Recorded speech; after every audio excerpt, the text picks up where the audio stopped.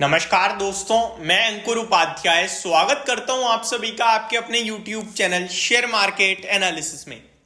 यहां आप सभी के साथ एक अपडेट देना चाहता हूं। सबसे बोल्ड कॉल शेयर करी थी लास्ट वीडियो में और अपने व्यूअर से क्लियर कट राय दी थी कि आज 2 बजे तक ना बेचना मत, क्योंकि आज का दिन बहुत इंपॉर्टेंट है।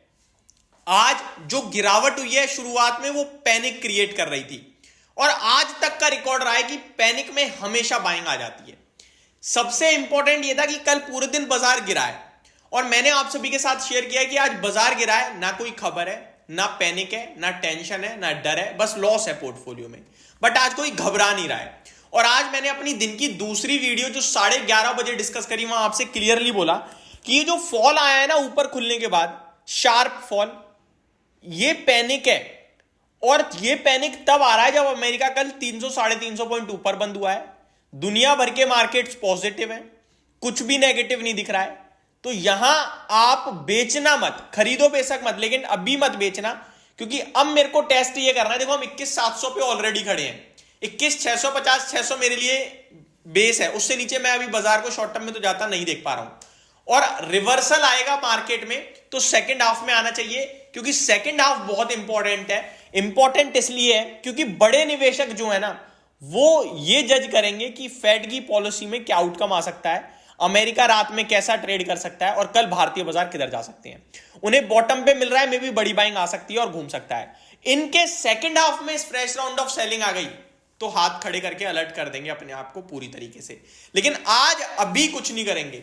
और तब से लेकर अभी तक अगर कोई देखे बाजार को, शानदार रिकवरी, हालांकि 2 बजे भी नहीं है, लेकिन रिकवरी देखो आप, लगभग 21,710 के लो से 21,850 पे ट्रेड कर रहे हैं।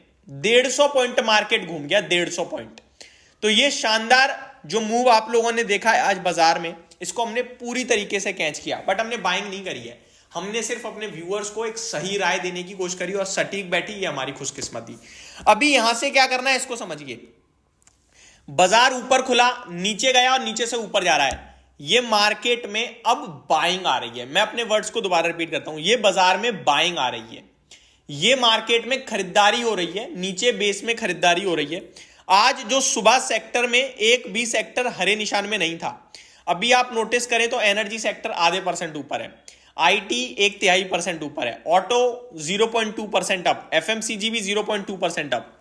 अगर एनर्जी में बात करूं पर्टिकुलरली तो रिलायंस 1% ऊपर हो रहा है। तो ये बाजार को काफी ज्यादा ऊपर पुश करने की कोशिश करेगा।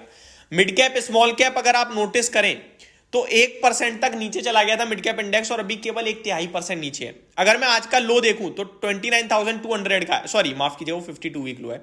अगर आज के लो की बात करूं, सॉरी 45,395 का है मिड कैप 100 का, और अभी 45,800 पे ट्रेड कर रहे हैं, यानी कि नीचे से 400 पॉइंट रिकवर कर गया है mid cap index. Particularly small cap index की बात करूं तो ये 14,555 पे ट्रेड कर रहा है और आज का लो 14,396, 150 पॉइंट ऊपर खड़ा है।